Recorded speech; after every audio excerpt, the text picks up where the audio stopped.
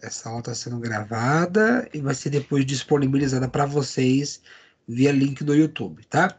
Gente, a gente vai começar agora um outro momento, né? É a unidade 3. Então é a hora que vocês agora pegam lá no caderninho de vocês, colocam assim, segundo bimestre. A gente começa agora aí com a unidade 3 e falando de importação e exportação, alguns procedimentos e algumas operações práticas disso, tá? Para na exportação mesmo. Então a gente começa falando sobre câmbio, né?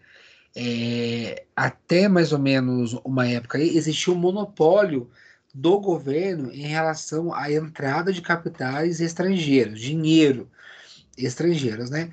E aí depois surgiram, a partir de 31, alguns decretos para restringir ou não, incentivar ou não o câmbio. Então, o câmbio sempre foi um estudo dentro das exportações e das importações. Por quê, gente? Porque isso reflete com certeza as negociações. Então, quando existe variação do câmbio, isso seguramente vai ou não influenciar, vai incentivar ou não as importações e as exportações. Então, a entrada de capital estrangeiro, ela pode ser mais controlada ou não, ela é mais vantajosa ou não, dependendo de algumas circunstâncias. Então, esse monopólio, ele começou em 31, tá, por parte do governo, em relação a esse controle da entrada de capital estrangeiro no país. É, Só que esse monopólio ele foi encerrado em 90, tá? Por quê? Como que ele foi encerrado? Porque antes, quando você era assim, gente, ó, quando você quer trocar moeda ou você quer comprar dólar, você tinha que sempre buscar no Banco Central. Tá? Então era monopolizado, o único poder só era em cima do Banco Central. O detentor dessas reservas cambiais de capital estrangeiro ficava em posse do governo. A partir de 90 foi encerrado esse monopólio, aí houve que uma fixação de uma taxa de câmbio, né? E uma taxa de câmbio até flutuante. Então você pode ver que o dólar sobe, o dólar cai, o dólar sobe, sobe mais, cai um pouco, porque tem a ver com a taxa de câmbio, né? E aí houve também o quê? Né, a permissão para outras instituições operar com moedas estrangeiras. Porque antes era sobre o controle do Banco Central só. Então, quando eu falo em monopólio do governo em relação a capital estrangeiro, só ficava em poder do Banco Central, tá? A partir de 90, com o governo Fernando Collor de Mello, né, e a abertura do mercado para exportação e para importação, isso flexibiliza. E com essa flexibilização, a gente começa a ter casas de câmbio, né? Outros bancos também operando com câmbio também, não somente o Banco Central. O nome, um outro nome dado também a moedas estrangeiras são divisas, tá, gente? Então, quando você se deparar com o nome divisas, quer dizer que divisa são moedas estrangeiras. Dinheiro, dólar, euro, pesos, libras e assim por diante. O governo não autorizou que o câmbio fosse flutuante, com receio que o aumento da taxa pudesse elevar o preço das importações, especialmente do petróleo, causando um aumento da inflação, que em 90 acumulava quase 1.500% ao ano.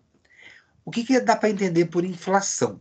Inflação é a alta contínua e generalizada dos preços, tá? Então, por exemplo, a inflação, quando ela aumenta, isso é ruim para o nosso bolso. Por quê? Porque está desvalorizando o nosso dinheiro. Quando o preço das coisas sobe e o nosso salário não sobe, não acompanha, isso quer dizer o seguinte: nós estamos mais pobres. A inflação alta e o nosso salário não acompanha o aumento do salário, nós não temos aumento de salário para acompanhar essa inflação, quer dizer que nós estamos mais pobres. Nós estamos perdendo o nosso poder aquisitivo. O que você comprava com R$ 100 ontem, você não compra hoje, porque as coisas aumentam. E tem alguns vilões ainda da inflação, né? O combustível, o petróleo é um vilão da inflação. Por quê? Porque muita coisa usa petróleo, muita coisa é transportada, a embalagem usa petróleo, o plástico usa petróleo. E o transporte, rodovia também, enfim. Então, por exemplo, nesse momento de recessão mundial, de pandemia mundial, se a pandemia já é mundial, né? Nesse momento, percebam que o combustível está caindo. Então, o preço do combustível estava 4 e alguma coisa. 4,29, 4,49, por aí. Né? Já caiu quase R$ 1. Se você for olhar o preço hoje da gasolina, tá 3,50 e pouco, 3,60 e pouco. Mas por quê? Porque a lei da oferta e da demanda. Como as pessoas não estão saindo de casa com frequência, não há passeios, viagens, então quer dizer, tá sobrando muito petróleo. Então, para fazer com que as pessoas comprem um pouco mais e enche o tanque do carro, não sei, o preço está caindo, oferta e demanda. Se não tem demanda, sobra oferta, o preço cai. Então tá bem barato mesmo em comparação aí. Né? Antes para cair 10 centavos era uma luta, caiu quase R$ 1 já o preço da gasolina. Isso é, e também do etanol, tá 2 e pouco. Então tem caído, né? Por questões disso. Bom, tem outros vilões da inflação também. A taxa de juros, ela influencia, por quê? A taxa de juros baixa, ela incentiva o consumo, o crédito, o financiamento, o parcelamento. A taxa de juros alta, ela dá uma freada nesse parcelamento, né?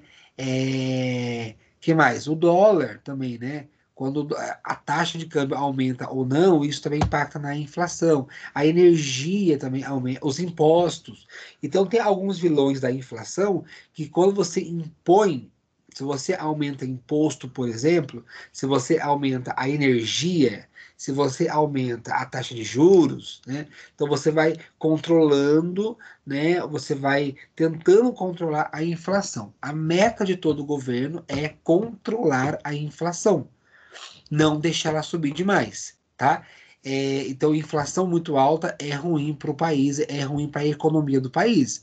O ideal é a inflação cada vez mais baixa, mais controlada, porque aí você garante que as pessoas têm poder de compra, você garante que as pessoas têm poder aquisitivo e vão comprar, e vão consumir de forma ordenada e vai garantir o pleno emprego. Tá? Se as coisas sobem demais, as pessoas não compram, vira recessão.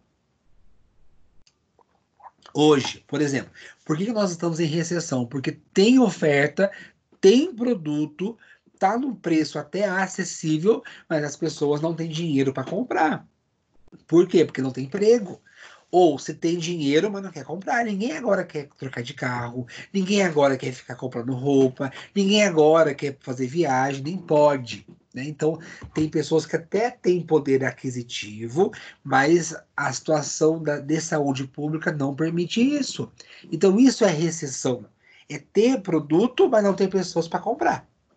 Porque não tem dinheiro ou porque não quer comprar, porque não tem confiança. Né? Vamos pensar assim. Hoje acabou a quarentena. Exemplo, tá? Hoje acaba a quarentena, tudo liberado. Será que vai voltar o consumo do dia para a noite? Não, né? Isso é fato que não.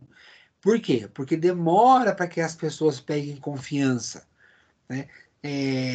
Confiança na política, confiança no governo, ter dinheiro para poder comprar, para consumir. Então, o mercado, quando voltar tudo, ele vai começar, ele vai reagir de forma tímida no começo ainda. Por isso que esse buraco é mais embaixo, né? Porque parou de uma hora para outra e para voltar a rodar essa engrenagem gigante, pesada da economia, do consumo, da venda, do comércio, não vai ser do dia para a noite, entendeu? Então, por isso que tem algumas projeções de recessão, de longa recuperação, porque tem a especulação e tem a confiança das pessoas também, tá? Então, a inflação tem que ser controlada, tem que ficar ali controlada, e o governo ele controla como a inflação? Reduzindo juros, criando políticas públicas para o combustível ficar mais barato, menos impostos na energia elétrica e outros impostos sobre produção também tal, importação, tudo, porque isso ele vai garantir o quê? Que o preço não suba tanto, né? Lembrando que inflação é quando tudo sobe, o preço sobe, né? Se você pensar bem, se a energia subir, tudo sobe, porque tudo usa energia, né? Se o combustível subir, tudo vai subir. Se o imposto aumentar sobre a produção lá na fábrica, tudo vai subir também. Então isso gera a famosa inflação que deve ser controlada, tá? Então foi no governo Collor, em 90, que o monopólio do câmbio foi extinguido, quer dizer, não é só mais o Banco Central, o monopólio é o único poder, é o único controle, não é só mais o Banco Central que vai cuidar do câmbio, né, das moedas, das divisas estrangeiras. Foi extinguido e a taxa de câmbio passou a ser livre, como é hoje, né? Ou seja, o mercado irá determinar o valor mínimo e o valor máximo nas operações com moeda estrangeira que nós hoje trabalhamos, né, com câmbio flutuante, né? E aí você pode ver que quando o dólar está subindo demais, o governo tenta controlar. Ele tenta colocar algumas restrições, né? Ele tenta colocar algumas políticas. Às vezes a bolsa ela sai de operação, ela fica alguns minutos fora, né? Depois ela volta para dar uma tranquilizada nos ânimos do mercado, para as pessoas pensarem mais, para dar uma controlada, né? Mas o câmbio é livre, né? O câmbio é livre, o dólar sobe, o dólar cai diariamente. E por quê? Demanda e oferta, gente, né? Se tem gente querendo comprar dólar e não tem moeda suficiente, moeda estrangeira, o dólar fica escasso, ele aumenta, né? Se o dólar começa a cair, é porque tem muita oferta de dólar, então tem reserva sobrando e o dólar cai, né? Por que que o dólar está subindo? Porque a bolsa está caindo. A bolsa está caindo, as pessoas estão vendendo as ações, está sobrando ação, no mercado, aí a bolsa despenca, estão negociando menos ações, e negociação de ação é compra e venda, então estão negociando menos ações e estão comprando em dólar. Aí começa a faltar dólar. Sobra ação, despenca, e compra em dólar. O preço sobe, tá? Bom. Então, aqui, ó, de forma mais simples, né, vamos explicar aqui de uma outra forma a taxa de câmbio, tá? Ou o câmbio em si. É o preço de uma moeda estrangeira em relação ao preço de uma moeda nacional. Então, não é só real e dólar, tá? É qualquer. É dólar com euro, é euro com peso, libra com peso, libra com ien, libra com real, tá? Então, é independente. Essa variação é o câmbio. Então, lá, o preço de uma moeda estrangeira em relação ao preço de uma moeda nacional. Como forma de exemplificação desses conceitos, podemos pegar a cotação cambial do dia 10 de novembro de 2017, em que um dólar valia 3,27. Então, eu preciso de R$ 3,27 para comprar um dólar. Já um euro é um pouco mais, ó. Um euro, nessa época, valia 3,82. Então eu preciso de 3,82 para comprar um euro. Ou libra esterlina, que usa no Reino Unido, na Inglaterra, né? Uma libra vale 4,32. Ou seja, eu preciso de R$ 4,32 para comprar uma libra esterlina no Reino Unido. Tá? Isso lá em 2017, né? Então, se não me engano, o dólar fechou ontem a 5,66. Então, pensa quem vai viajar, né? Não vai agora, né? Mas se fosse viajar. Pensa se você vai comprar alguma coisa em dólar hoje, lá pelo site da China. Olha o preço que vai ficar muito mais caro, porque é a conversão em dólar. Então, para comprar hoje um dólar, eu preciso de R$ 5,66, né? Um Mas tá dólar. bem mais caro mesmo, professor. Não sei se você viu no AliExpress, tudo quadriplicou os valores. Quadriplicou mesmo, assim. Um produto que eu estava vendo em dezembro, estava saindo R$ 90, hoje está custando 348. Mas será que é só por causa do dólar? Não Não deve sei, ser. não sei. Sei que subiu demais, não compensa comprar nada. Nada, nada, nada, nada. Entendi. Então, eu acredito, Elton, que não seja somente por causa do dólar, não, hein? Não, eu Não acredito pode que ser. não. Alguma política da China, a questão de pandemia, talvez. Você viu isso quando, mais ou menos? Vi ontem. Ontem? Uhum. O mesmo produto que eu salvo, né, na sexta, para depois eu ver como que se abaixou e piorou a situação. Quase quadriplicou o valor. Sabe o que eu acho? Faz sentido, vamos ver. Quando todo mundo compra, né? Se tem muita gente comprando, compensa você mandar para cá porque tem uma produção em escala, né? Sim, Vende container, vende navio, já tá vindo navio para cá com outros produtos, né? Beleza. Como tá parado a economia mundial praticamente, tá parada, então é muito caro mandar para cá. pode ser também, Não tem claro. uma quantidade suficiente de pessoas querendo comprar, entendeu? Não tem uma Uhum. compra em escala. Então, eles acabam embutindo no preço, né? E aí você acaba. Porque quando muita gente compra, acaba sendo rateia, né? Sai Sim, rateado. realmente. Quando poucas pessoas compram, então essas poucas pessoas que vão arcar com isso. E também o dólar caro, né? O Sim. dólar disparou. Gente, quando aumenta 1 centavo no dólar, dois já é um prejuízo gigante. Porque assim, tá falando de US$ 1. Aí você pensa lá, 10 milhões de dólares. Quanto não dá isso de diferença? É De muita real para coisa. dólar? É muito caro. Viajar hoje nessa situação nem pode, né? Mas se pudesse, não compensa. Não compensa. Porque nós temos dois tipos de dólar, né? Tem o dólar comercial e o dólar turismo. Sabiam disso? Sim, eu sim. Dólar comer...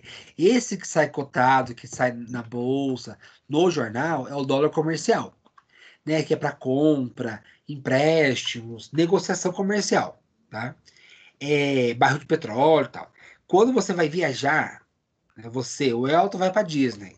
Então o Elton pega dinheiro, vai numa casa de câmbio, troca, né, Elton, e pega esse dinheiro e vai para Disney. Você Aham, vai comprar o dólar turismo. sim. E posso falar, o dólar turismo é mais caro ainda. É, eu acho que é É 20 sempre mais centavos a mais, caro do né? que o dólar comercial. Eu acho que é 20 centavos a mais, né? Então se o dólar comercial tá 5,66, o turismo já tá batendo quase R$ 6. É isso mesmo. Entendeu? Aí você vai comprar lá, você pegar R$ 1.000, vai dar pouquinho dólar, vai dar pouco dólar, né? Porque tá muito caro. Então tem isso aí, o dólar turismo e o dólar comercial. Então, se a gente vai passear, vai fazer turismo em outro país, né? A gente vai levar dólar, não só nos Estados Unidos, até em outros países que usam dólar também, é dólar turismo. E é sempre mais caro do que o dólar comercial. Mas Talvez pode ser nesse por isso. caso, se fosse para viajar hoje, eu acredito que a opção do cartão ficaria mais viável do que comprar o dólar Porque no pela cartão conversão. isso joga mais para frente também essa situação, né?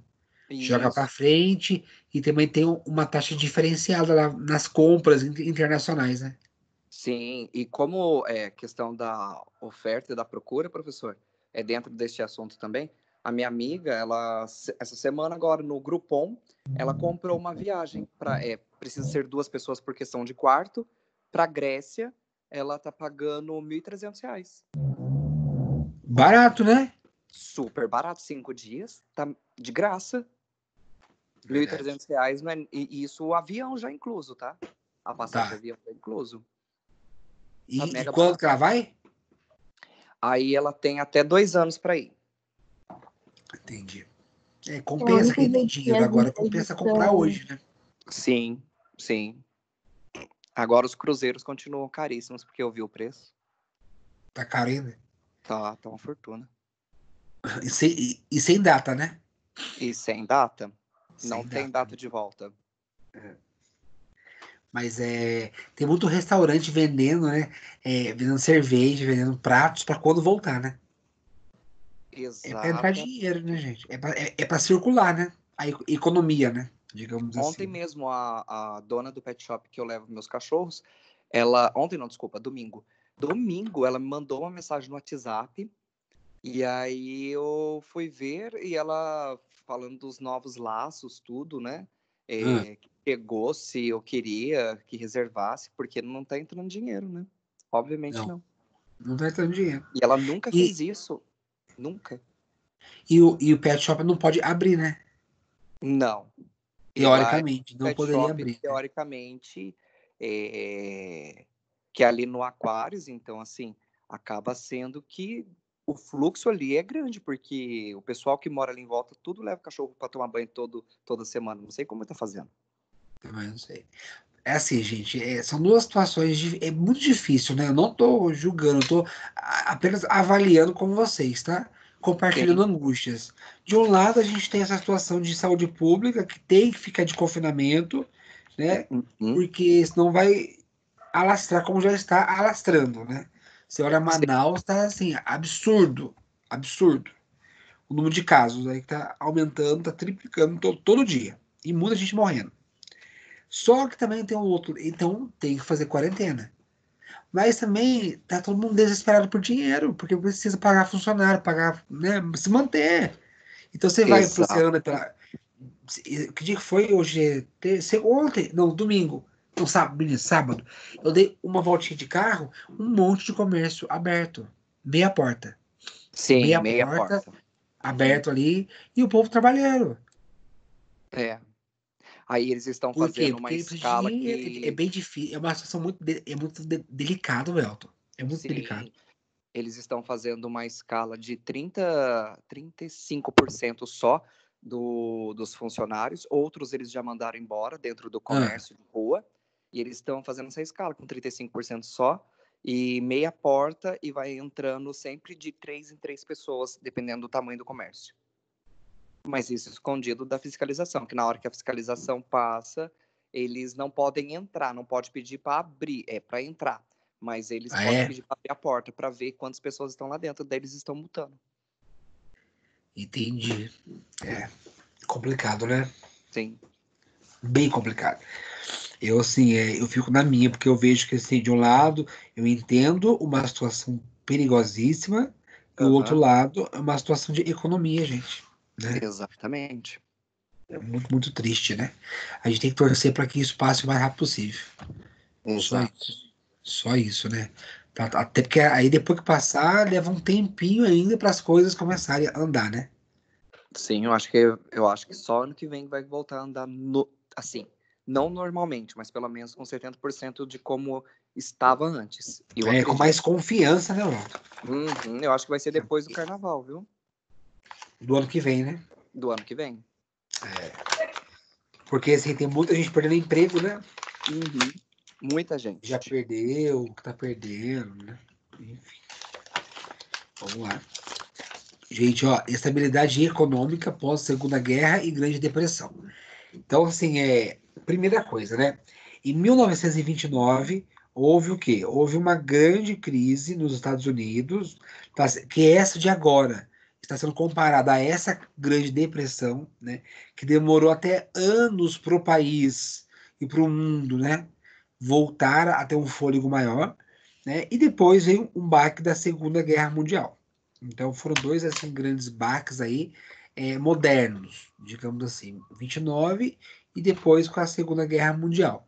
Então, para evitar ou para controlar, para blindar um pouco mais a economia mundial, né, foram criados o Fundo Monetário Internacional, que é o FMI, o Banco Mundial e a ONU, Organização das Nações Unidas.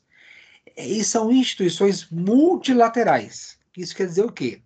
Que elas negociam com várias situações, com vários países, ela não é unilateral.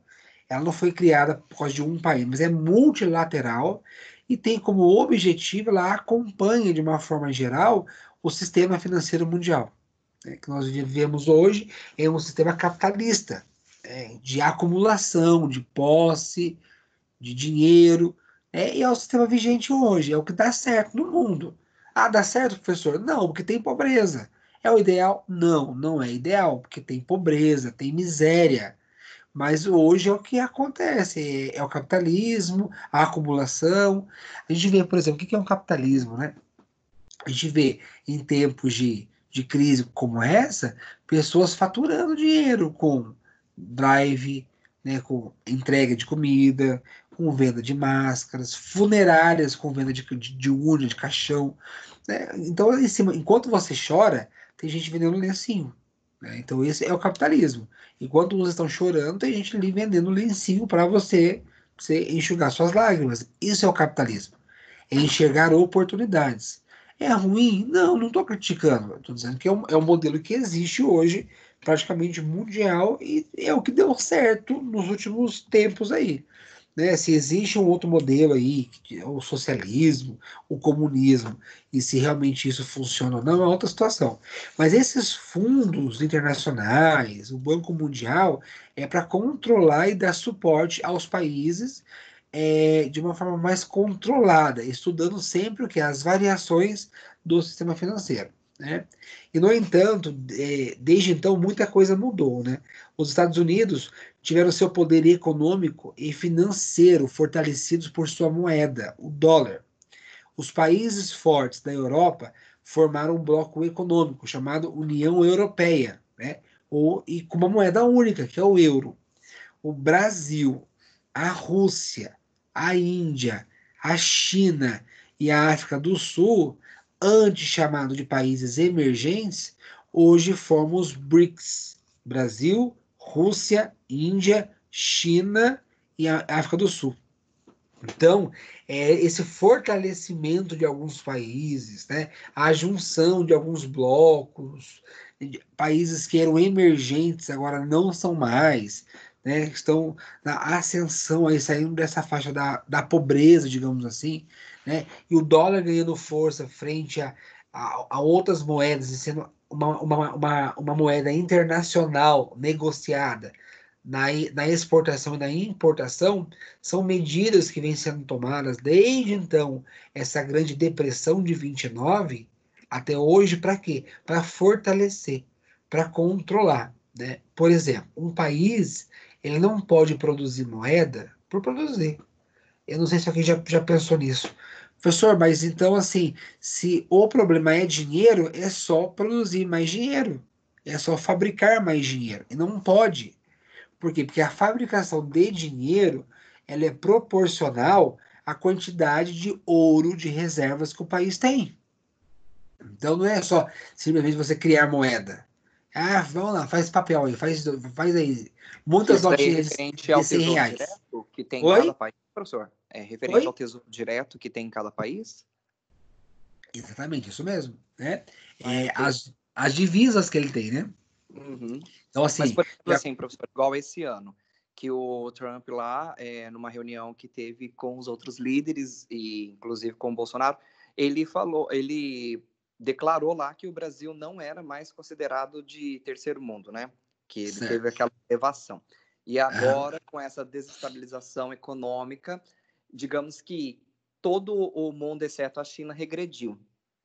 Então, para a gente conseguir estabilizar, chegar naquilo que estava desde janeiro, né? No caso, em janeiro, vai precisar quantos anos? Se desde 1929, que foi esse baque que teve aí essa união. Então, olha quantos anos para poder chegar nisso. Imagina agora. A diferença é assim, como vão reagir depois disso, né? Porque assim, os prejuízos ainda não foram contabilizados, né? Tudo que tem hoje são falácias, assim, são projeções, entendeu? Mas enquanto durar a pandemia, enquanto não surgir uma cura para ela, uma vacina para ela, vai ficar nessa. Então, assim, não foi ainda contabilizado. Imagina, por exemplo, ó, o tamanho da dívida pública brasileira com esses 600 reais para cada pessoa. Não estou criticando, tá? Não é isso. Mas é um dinheirão. É um dinheirão. 600 reais por pessoa por 2, 3 meses. Olha a dívida. Então, é uma situação de confiança, é uma situação de dívida, países endividados, né, buscando recurso, financiamento, dinheiro privado para combater pandemia e também para manutenção dos empregos, né? E também a confiança. Então, Elton, não dá ainda para falar isso, sabe? Assim, ainda há cenários, tendências, mas assim, sabe quando passa aquela tempestade, depois que você vai contabilizar os seus prejuízos? Então, assim, cada país vai ainda contabilizar o seu prejuízo depois que tudo isso passar.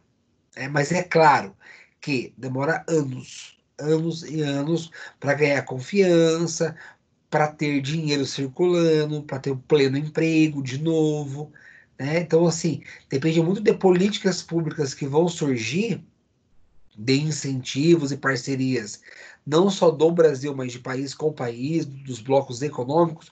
Eu acredito, Elton, eu acredito que vai vir alguma proposta aí meio que mundial para a gente tentar sair dessa, sabe? Alguma coisa de economia, alguma coisa assim de mudança, alguma moeda única, alguma coisa aí. Talvez agora o Bitcoin ganhe forças, ou com outro nome, uma moeda mais virtual, entendeu? Mas isso depois que passar, porque agora tá todo mundo ainda receoso, com medo, incerto, né? Basicamente é isso mesmo, né? Não sei. E assim, eu ando vendo muito jornal, lendo bastante sobre essas coisas que eu gosto também. E cada um fala uma coisa, são opiniões, são projeções, mas tudo depende, né? Depende do governo, depende. Por exemplo, nós temos um ministro hoje da economia, né? Nós já perdemos dois ministros, né? O da saúde e o da segurança, né? Da- Né? Então, assim, se vamos supor que se o Guedes saia, muda tudo, entendeu? Muda tudo. Hum, Então é muito incerto, Elton, mas assim, que tem prejuízo aí, tem, né? Que tem aí a conta tá alta, ela tá bastante alta, viu? Mas não é algo assim de política do Brasil, sabe? Não é algo assim de gestão do Brasil, é algo mundial, né? Então, hoje é esperar passar por isso e voltar, ou pensar em políticas públicas globais para criar um novo modelo de capitalismo. Eu acredito assim que nós vamos continuar em um modelo capitalista, tá? Isso é fato. Mas talvez novos fundos monetários surjam, novas propostas de novas instituições, então essas ainda vão ser remodeladas com uma proposta, talvez, eu acredito, Elton, isso aí já é meu, tá? Que um novo tá. modelo capitalista deve surgir. Então, Talvez acho que menos não seja. agressivo, não sei. Até Oi? mesmo que eu acredito, eu tô falando eu, Elton, que não seja mais até mesmo a mesma moeda que comanda, digamos que o mundo. Seja uma Sim, outra moeda. eu também acredito.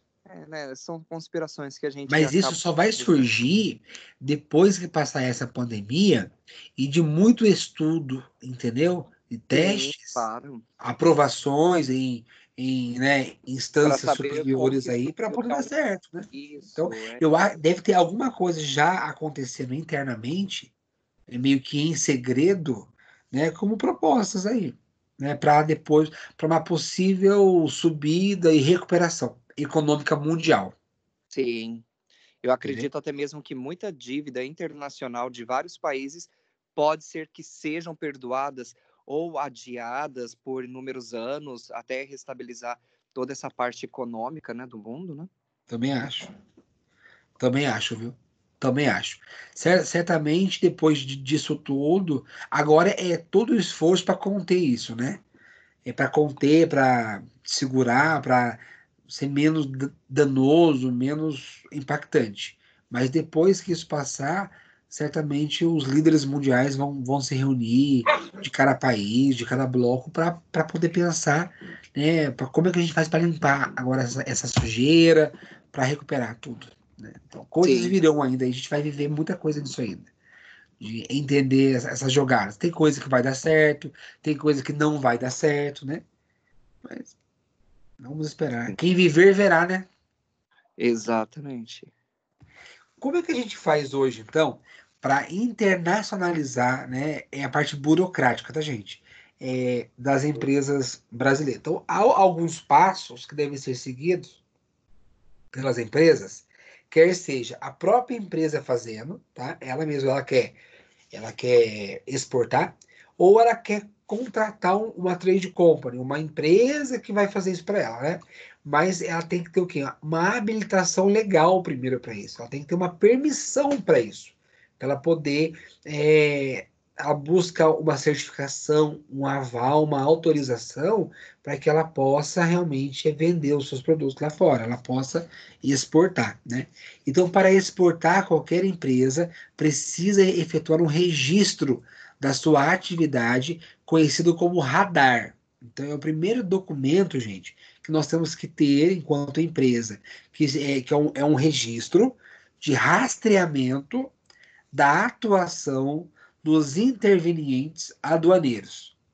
E isso é feito na Receita Federal do Brasil, mas é através de um sistema integrado de comércio exterior chamado Siscomex, que gerencia todo o processo administrativo e fiscal cambial de comércio exterior. Para essa habilitação, será necessário o auxílio de um despachante aduaneiro, quer dizer, né, é um órgão, é um despachante mesmo para fazer esse despacho aí entre países, tá? Então, gente, o que vale entender aqui é que quando você fala em comércio exterior, existe um sistema integrado chamado Siscomex, tá? E a intenção desse Siscomex é gerenciar todo o processo, não só os trâmites administrativos, mas fiscal e cambial também. Quer dizer, fiscaliza, gerencia, verifica o câmbio, controla, né, por meio de um despachante aduaneiro que vai certificar isso. E isso é tudo vinculado com a Receita Federal, porque isso já gera imposto, gente, né? É muito imposto sobre a exportação também que vem para o país, né? Então isso é forma de controlar, até porque o Brasil ele tem um controle do PIB, né, que é o Produto Interno Bruto, tudo que é produzido no país para consumo interno ou para exportação, por isso que ele tem esse controle. Então o Siscomex é um sistema integrado que facilita isso, tá?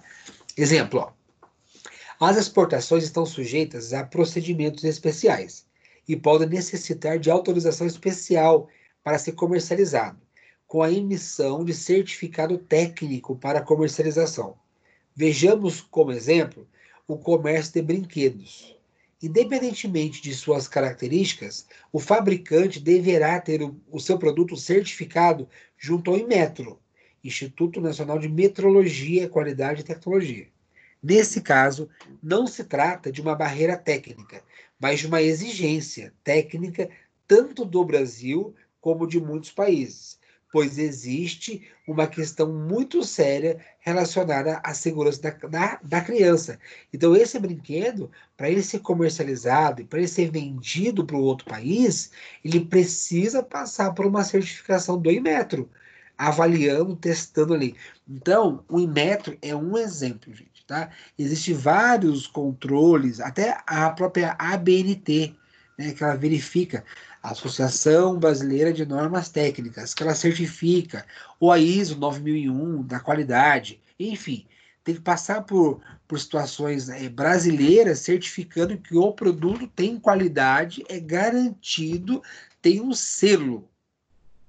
Já perceberam que no café nós tem um selo, a BIC? Já viram isso? No pó de café?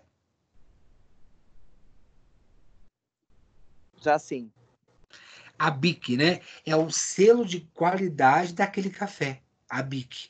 Que garante que aquele café é o mais puro possível, né? Cultivado. Então, quer dizer, esse selo é importante. Então, para cada segmento tem, né? Os seus selos, as suas certificações. Mas são exigências que o próprio país faz na hora de exportar, para garantir, né, que passou por um controle de qualidade, né, nacional, um órgão sério, regulador. Bom, então basicamente é isso, tá? O primeiro passo, eu preciso ter essa autorização, esse sistema Siscomex funcionando, né? Cadastrado, eu tenho que estar habilitado junto a um despachante aduaneiro para que eu tenha essa condição de exportar, tá? Junto aos órgãos também regulamentadores, né? O Banco Central também é um órgão regulamentador e tem um monte aí. Bom, depois o segundo passo, né? Se sua empresa é o canal de exportação. Se sua empresa ainda não está habilitada ou não está preparada para exportar diretamente em seu nome para o cliente no exterior, né? Quando eu faço uma exportação direta, né? A própria empresa, ela vende para o seu cliente. Poderá iniciar as suas atividades utilizando a experiência de uma empresa intermediária, uma comercial exportadora, uma trade company. Nesse caso, a venda será indireta. Então, nós entendemos que nós temos dois tipos de venda: a venda direta e a venda indireta. A venda direta é quando o exportador ele negocia diretamente com o seu cliente lá no exterior. E aí já existe esse trâmite com o exportador, né? Exportador versus importador, e a negociação não passa por intermediário. Se não passa, é uma venda direta. Se eu não tenho know-how para isso, quanto empresa, eu não sei fazer isso, eu não tenho conhecimento, não quero fazer isso, eu posso contratar, é como se fosse uma terceirizada, né? Eu posso contratar o serviço de uma companhia exportadora que só mexe com isso, né? Que ela faz essas exportações, e nesse caso a venda será indireta, né? Quer dizer, entre eu, exportador, e lá na frente o meu cliente importador, tem uma empresa no meio aí, né, fazendo os trâmites legais aí, né, me ajudando, né, com a burocracia e dando dicas aí como eu posso, né, fazendo para mim realmente, né, é como se fosse uma terceirizada. Então esse é o canal de exportação, né, pode ser a venda direta ou pode ser a venda indireta, tá? O terceiro passo, gente, o terceiro passo é a análise, né? Após identificar o mercado, né, e o importador lá no exterior, o meu comprador, o meu cliente, a empresa deverá fazer uma análise sobre o preço internacional do produto, o transporte, o seu custo, o tipo de embalagem que deverá ser utilizada, as exigências técnicas e sanitárias, o tratamento administrativo, conforme a legislação brasileira, de exportação, né, a forma de pagamento, né, de acordo com a realidade da empresa, que ofereça segurança na operação. E, por fim, o termo de negociação, que é o Incoterm, né? Quer dizer, o frete, né? A garantia que vai chegar até o meu cliente, né? Então, o Incoterms é o que? É a forma de transporte, o modal que vai, né? Será que vai de navio? Será que vai de avião? E outra coisa, quem vai pagar pelo seguro da carga, né? É, é o exportador? É o importador? Né? É, o que garante o seguro da carga? É até dentro do navio, no porto brasileiro? Não, é até o porto lá do outro país? É até fora do porto? É até a entrega lá na empresa? Então, tudo isso é negociado em contrato, né? Verificado que as exigências, a embalagem, as certificações, algum ISO, alguma certificação nacional ou até internacional, para entender se nós estamos de acordo, né? E estamos atendendo à legislação brasileira. Por quê? Porque isso vai passar por regiões aduaneiras de verificação, isso vai passar por alfândegas, né, nacionais e alfândegas internacionais. Então, se não está nada, se está faltando documentação, gente, isso pode dar problema, tá? Na hora de você sair do país com o seu produto ou não, ou na hora de entrar lá no outro país. Porque eu tenho que atender as duas exigências, do meu país e do país que eu estou mandando também, que pode ser outras, serão outras exigências. Então tem um caráter muito burocrático quando a gente vende para um outro país, quando a gente exporta, tá? Esse trâmite é complicado, tá? Não é difícil, mas ele é complexo, digamos assim.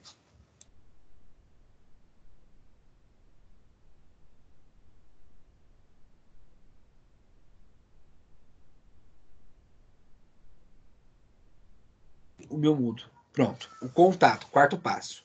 Com o cliente identificado, a empresa ela precisa fornecer a ele informações mais detalhadas sobre o produto, como a quantidade disponível, os aspectos técnicos, a condição de venda, o prazo de entrega, o preço unitário da mercadoria e as condições de pagamento.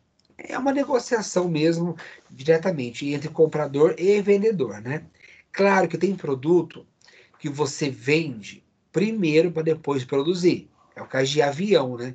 Como é que você compra um avião? Você não compra um avião pronto, né? Você fez, negocia, olha valores, demonstra a sua necessidade, aí de acordo com a encomenda e o contrato feito, que a fábrica ela vai produzir o avião. Não existe estoque de avião, diferentemente de carro, né? Que produzem em grande quantidade, tem um estoque de carro e o carro ele vai sendo vendido. Também porque são coisas diferentes, né? O carro é um preço, o avião é muito mais caro, o avião tem um público específico, o carro não. Então é bem isso. Então, assim, esse contato é para realmente tirar todas as informações possíveis e tratar sobre o produto em si, tá? Características, prazo de entrega, embalagem, condição de venda, e assim por diante. Bom, o quinto passo, importantíssimo, é a fatura pro forma. É um documento, tá? Elaborado por quem está vendendo, né, o exportador, em inglês ou em idioma do país importador. Então, isso vai ser negociado na hora de vender, né? Se vai ser em idioma daquele país lá ou inglês, em modelo próprio e deverá conter todas as informações da negociação para o fechamento do pedido. Esse documento poderá ser utilizado pelo importador para providenciar a abertura de uma carta de crédito em seu banco ou para solicitar pagamento antecipado, se essa for a forma de pagamento aprovado entre as partes. Então, gente, a fatura pro forma é como se fosse a nota fiscal do produto. Né? A fatura, o faturamento do produto. Porque eu lembro que teve uma aula que nós falamos das formas de pagamento. E uma das formas de pagamento é antecipar o pagamento. Então, por exemplo, eu vendi o meu produto, né, para o outro país, né, já fechei contrato, tudo, só que aí ele vai pagar daqui a 30 dias, daqui a 60 dias. E existe forma de eu antecipar as duplicatas a vencer, indo no banco, né, e pedindo uma linha de crédito especial. E o banco compra essas duplicatas e antecipa o dinheiro para mim. Mas o que vai garantir isso aí é a fatura pro forma. Porque quando você fatura, você faturou o seu produto, você já colocou em nota fiscal. Então já está garantido que foi vendido. Aí, por meio dessa nota fiscal, digamos assim, dessa fatura, você já tem um documento garantindo que existe um contrato, uma compra e venda. De um lado, o vendedor, e do outro, o comprador. E aí você até pode ir ao banco já com esse documento, né, depois de aprovado entre as duas partes. Né? Lembrando que isso é bilateral, no mínimo entre duas partes, né? O importador e o exportador. Bom, caso não haja mercadoria, né, em estoque, no caso de avião, por exemplo, né, o sexto passo é a produção. Deverá providenciar a produção exatamente igual à amostra que o importador recebeu e aprovou em negociação. Devendo estar atento às questões de qualidade, às questões de embalagem, às questões de rotulagem e de volume, né? Se é litros, se é em centímetros, se é metro cúbico, né? E assim, e na língua também daquele outro país. Por temperatura. A gente usa graus Celsius, né? Em outros países usa Fahrenheit.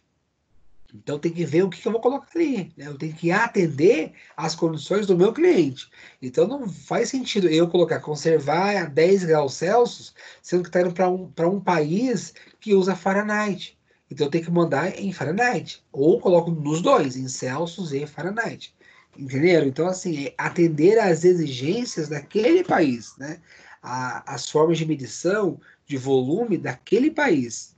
Litros, eles usam o quê? Em metros cúbicos? Como que eles tangibilizam isso, né? Quilômetros, a gente mede quilometragem aqui, né? Lá, dependendo do país, são milhas. Então tem que fazer essa conversão também de milhas, de centímetros. Nós usamos centímetros. Estados Unidos usa polegada, muda polegada. Então eu mando em polegada, né? Então tem que atender às exigências e os mecanismos lá de medida que eles usam no outro país, lá, por exemplo. Né? Eu sei que tem isso também. Bom, a documentação pré-embarque. O exportador deverá providenciar os documentos de exportação conforme a legislação brasileira e do país importador, né, de acordo com o produto, né? Então, essa parte aqui, gente, é a parte totalmente burocrática, tá? Por quê? Porque eu tenho que atender as duas exigências, perdão, que é do comprador e do exportador, né? Do vendedor. Então, é o país de origem, tem as suas documentações, todas ligadas ao Siscomex, que é o Sistema Integrado de Comércio Exterior, né? E do país também que vai entrar esse produto, que vai passar por alfândega, que vai passar por regiões aduaneiras para que esse produto chegue lá, né? E que tipo de documentação é essa? Tem que ter um romaneio de embarque, né? Que é a parte que demonstra o produto e o que caminho que ele vai percorrer, a fatura comercial, faturado realmente, com preço em inglês, né? Que é a fatura pro forma, né?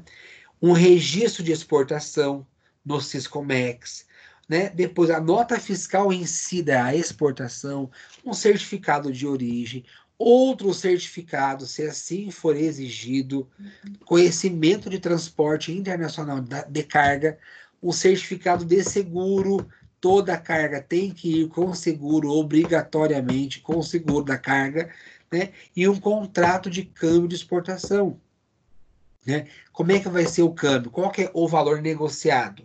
É o valor do dólar do dia ou daqui a um mês? É um dólar flutuante? Ele foi pré-fixado antes? É o valor pré-fixado? Ou ele pode ser um valor pós-fixado, né? Vou pagar você na taxa de câmbio daqui a 30 dias. Então pode ser que eu ganhe mais ou eu ganhe menos, depende do câmbio daqui a 30 dias. Isso é pós-fixado. Não, eu faço pré-fixado, eu fecho o valor hoje, no dólar de hoje, da venda de hoje. Então, tudo isso é acordo, gente. Tudo isso é um contrato entre as partes, tá? É basicamente isso. O oitavo passo é quando se contrata seu câmbio mesmo, né? Então, ao receber a moeda estrangeira a favor do exportador, o banco efetua a compra dessa dívida e credita o valor correspondente em moeda nacional na conta da empresa. Então, a empresa ela recebe em dinheiro real, em país, moeda corrente do país. Essa operação gera um contrato de câmbio assinado pelas duas partes, né? E todo o dinheiro legalmente que entra no país tem que ser registrado no Bacen. Estão percebendo que esse dólar fica com o governo? Perceba que o Bacen compra esse dólar e te paga em real. Então é importante também para o país, ele quer que você exporte? Quer. Porque você exporta, você movimenta a economia, você gera renda, riquezas para o país, você contribui com o PIB, com o Produto Interno Bruto, e você traz dinheiro de fora, né? Com isso, o Banco Central ele tem uma reserva cambial. Tá? O que é reserva cambial? Ele tem dinheiro guardado de outros países, né? Principalmente o dólar. Ele guarda esse dólar com ele. Né? Por quê? Porque em uma emergência, para ele controlar um pouco o câmbio, né, se o dólar está muito alto, ele pode pegar um pouco desse dólar e injetar no mercado. Com isso, o dólar cai. Né? Porque entrou mais dólar, teve oferta de dólar, o dólar cai um pouco, ele consegue controlar. Então, por isso que é importante o país ter uma reserva cambial, né, por esse motivo. Então, por isso passa pelo banco, né? E o banco que faz isso é o Banco do Brasil, gente, tá? O Banco do... Também tem casas de câmbio e tal, mas o Banco do Brasil, ele trabalha diretamente com essa linha, tá? De você ter uma conta lá, o dinheiro cai no banco em dólar, o próprio banco faz essa conversão e aí você pega em real, tá? Embarque e despacho aduaneiro. Para o embarque da mercadoria, será realizado o despacho aduaneiro. O que é isso, gente? É a conferência das mercadorias e dos documentos, tá? Em que serão exigidos do exportador, né, a fatura comercial, o romaneio, a nota fiscal, conhecimento de transporte, certificados que sejam obrigatórios perante a fiscalização aduaneira no local de embarque. Então, na hora que eu estou embarcando aqui, né, quer seja no porto, quer seja no aeroporto, eu tenho que atender às leis. Então, eu passo por uma alfândega, por uma região aduaneira na hora que você vai embarcar, né? E tem depois o documento pós-embarque. que depois que encerra o embarque, o exportador ele precisa providenciar no portal Siscomex, aquele sistema integrado junto à Receita Federal do Comércio Exterior, né, um comprovante de certificação, perdão, de exportação, que lá ele vai colocar as informações das operações e vai informar a data que aquela mercadoria embarcou, né? Por quê? Porque isso vai ter um controle do próprio país também, né? Do que está em trânsito, né? Do tipo de mercadoria, que tipo de produto foi, quantidade, as especificações para que país foi, tá? Isso fica registrado, né? Em banco, com os documentos, né? E isso também contabiliza com câmbio, né? Que é liquidado via Bacen, Banco Central, Banco do Brasil mais Banco Central, tá? Senão não pode mais. Se tiver algum erro nesses documentos, da próxima vez que essa empresa ela for tentar exportar de novo, fica barrada, ela fica meio que proibitiva, ela fecha novos contratos, até que ela regularize tudo, por isso que é muito burocrático, né? Depois de todos esses processos, o setor contábil da empresa vendedora, exportadora, ela recebe uma cópia desses documentos para comprovar na Secretaria da Fazenda a exportação, de acordo com a nota fiscal, e deverá mantê-lo em arquivo para qualquer tipo de auditoria. Então, porque a própria empresa, ela vai passar também depois por uma auditoria. Pode ser que não passe, pode ser que passe. Tem auditoria que é interna, é da própria empresa, é um setor específico para garantir isso. Né? E tem as externas também que vêm para fiscalizar. Né? Quando fala em auditoria, a gente não tem que decorar nada disso, tá? É só para conhecimento. Né?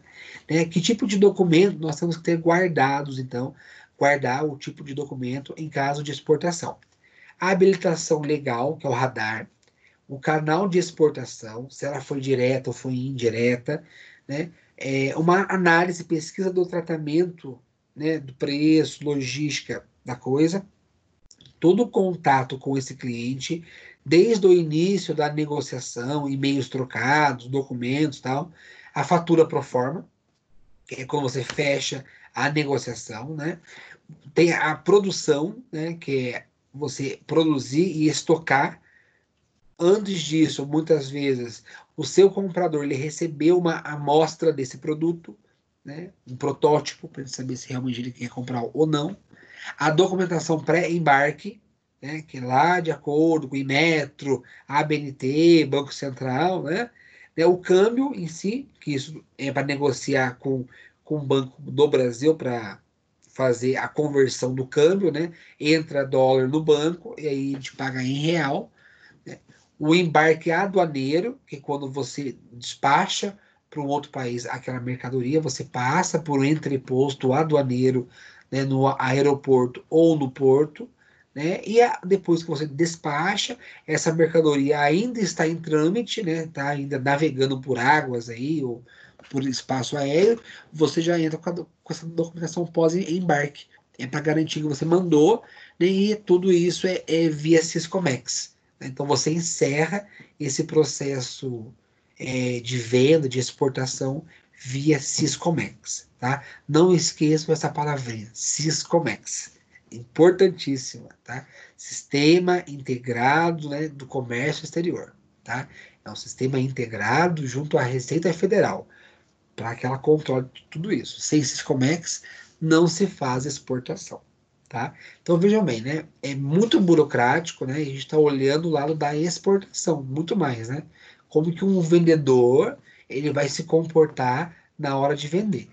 O que fica para a gente esse conhecimento aqui, que é trabalhoso, gente, né? Então, se vocês, como administradores, querem um dia, né, entrar nesse circuito, a ideia dessa aula é você conhecer, né? Não é que você vai ser um expert aqui em fazer negociação, mas você tem uma noção já que tem caminhos, tem trâmites, tem passos, tem órgãos regulamentadores para isso, né? Tem empresas também que fazem isso. Eu posso não querer me preocupar com isso e eu contrato uma empresa, né? E eu vou fazer o quê? Uma exportação, uma venda, né, indireta, né? Que eu vou entrar com o produto e a outra empresa vai entrar com os serviços dela de exportação, né? Ela conhece todos esses trâmites aí. Não é à toa que nós temos empresas hoje específicas em exportação, né? Minoica aí, que ela só faz isso. Então, às vezes, é muito mais vantajoso para a empresa ela contratar, ela pagar por uma exportação indireta, porque ela vai negociar diretamente com quem? Com esse entreposto. E aí deixa que essa empresa exportadora ela cuida dos trâmites legais. E a empresa em si, ela foca só na produção, que é aquilo que ela sabe fazer de melhor. É comum acontecer isso também. Tá? Não é incomum, não. É mais comum você ter aí vendas indiretas do que vendas diretas aí, porque é muito trâmite, é muito burocrático mesmo. Tá bom, galera? Eu acho que é isso, não tem que decorar. E eu não tô, fiquem tranquilos, não tem que decorar nada, tá? Seria desumano. Só você trabalhando com isso, dia a dia, em empresa de exportação, para você conhecer, né, com propriedade esses documentos. Mas a ideia é entendermos que o câmbio tem reflexo nisso tudo, né? O câmbio hoje ele é flutuante e tem trâmite legal para tudo isso. Então, quando a gente quer entrar nesse circuito de exportar as coisas, né, ou importar, exportar muito mais, a gente arca com toda essa burocracia aí, né, do nosso país, que é o país de origem, e o país também de destino, quando essa carga vai chegar até lá. Tá bom? E é isso. Dúvidas, sugestões, querem perguntar alguma coisa, querem comentar, o espaço está aberto para vocês aí agora. Quer comentar, Elton?